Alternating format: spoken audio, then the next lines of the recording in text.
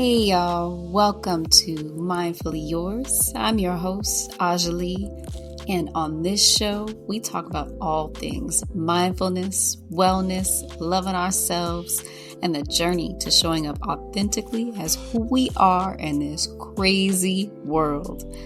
This podcast is a safe space where we can vibe, chill, and chat for a minute about real stuff to help you heal, grow, and evolve into the person you are meant to be in this life. Thank you for being here, and I hope y'all can feel all the love and hugs I am sending your way. Welcome to Mindfully Yours. Let's go ahead and get into it. Welcome to Season 1, Episode 1 of Mindfully Yours. On this podcast, we'll be dropping weekly every Monday, but today is a really special day because it's New Year's and it's the first day of 2023.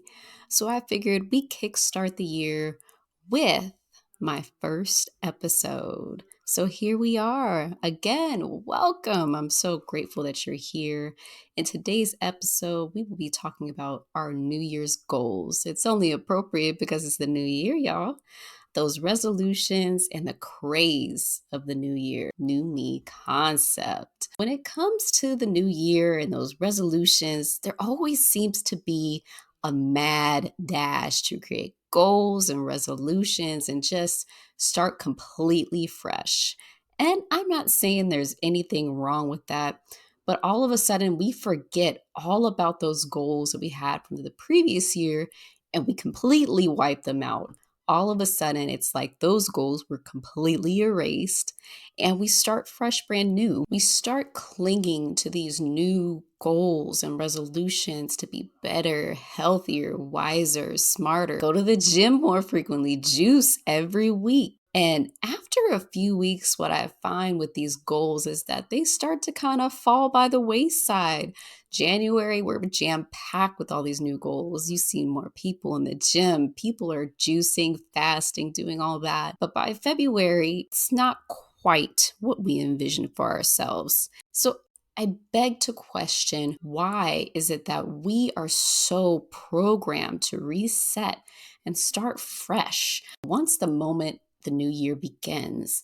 It's almost as if social media encourages this urgency. And I know if y'all have been on Instagram, TikTok, Twitter, Facebook, you see all of these things where people are already starting their goals. They've already made a list of what their goals are going to be like.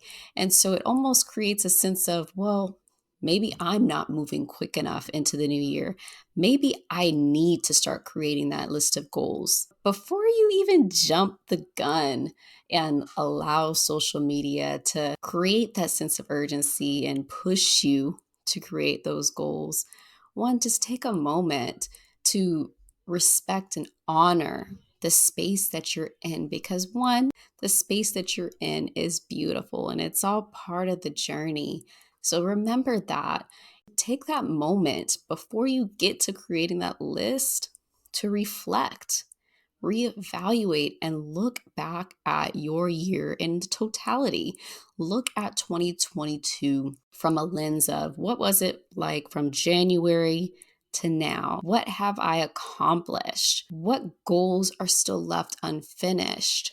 What areas can I express gratitude in? What areas would I like to focus more on as I step into this new year? And as you're reflecting and you're reevaluating where you were this year in 2022, honor yourself and give yourself grace. Be kind and gentle with yourself. So often we beat ourselves up for what is left unfinished, the goals we didn't accomplish, and we're very, very critical. I mean, I know that I am pretty critical of myself when I don't get to the point where I've accomplished all those goals I've set for myself. But I encourage you to look at it from a lens of kindness and gentleness. Respond to yourself in the same way you would respond to a friend, with gentleness, with nurturing love. So treat yourself like the best friend that you are to yourself and be kind as you're taking this time to reflect. And it works for me as I'm looking at my year in totality. Break it down into the months. Don't overwhelm yourself. Go from month to month and just look at January. I did so much in January. For me, I started my MSW program, and that was a huge accomplishment for me. And then go to February. What happened in February? And then so on and so forth. Looking at it from the month to month perspective, writing down each thing that you find in each month. And then by the time that you're done writing out all the things from each month that you accomplished and what you're grateful for, give yourself a big hug. Just looking at it, you've accomplished enough. You've done enough. You've tried your best, and that is enough. Look at it in that lens. Again, when you're looking through all of these things, remember that your pace is your own. It's not anyone else's. It's your divine pace. Go at your own pace. So you're probably wondering, as you're like, okay, Aja, I've reflected, I've reevaluated, I see where I am, and I'm ready to map out what I want my 2023 to look like. You're going to want to bring that vision into fruition.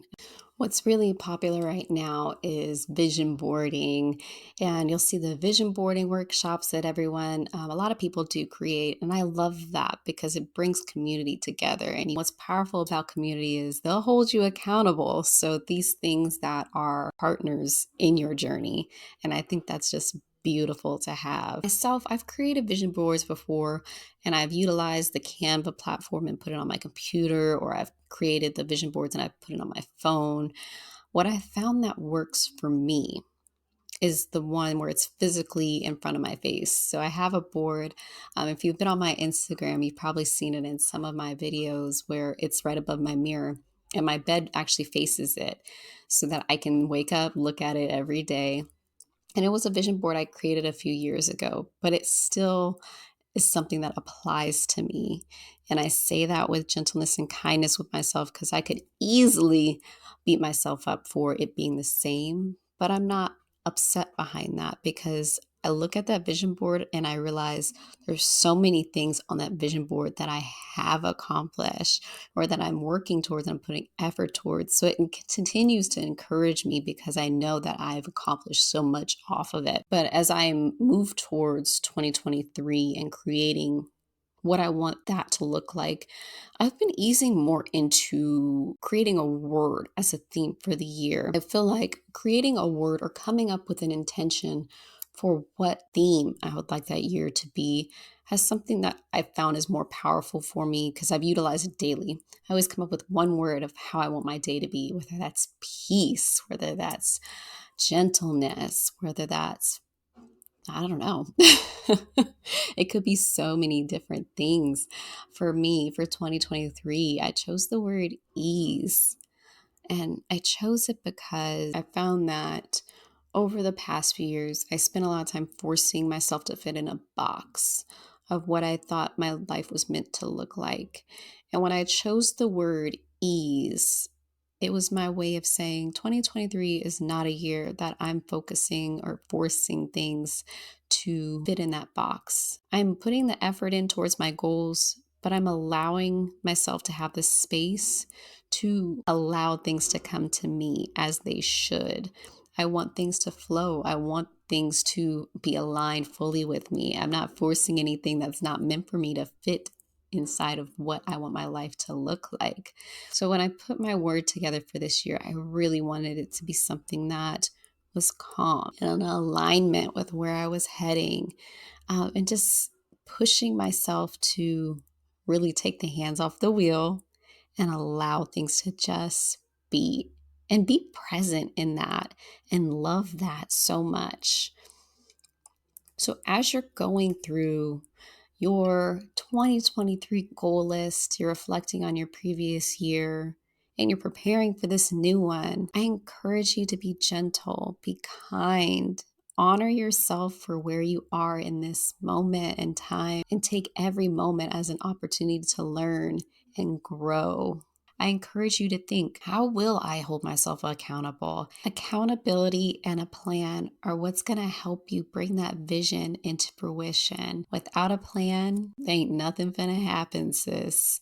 I read this quote the other day that consistency is the one true way to get what you desire out of this life. And I felt that so much because it's true. When you start to remain consistent towards your goals and your plan, you start to see things appear. So ask yourself that question: how am I going to hold myself accountable for these goals? What is my plan to attacking these goals going to look like? That's our show for this week. Thank you for listening to Mindfully Yours. You can find all the resources and links from this episode in the show notes. And if you enjoyed this episode, which I know that you did, drop a rating and review. Let the people know how much you enjoyed it. And then go ahead and follow us on Instagram at Soul Sister Botanica. We'll see y'all next time.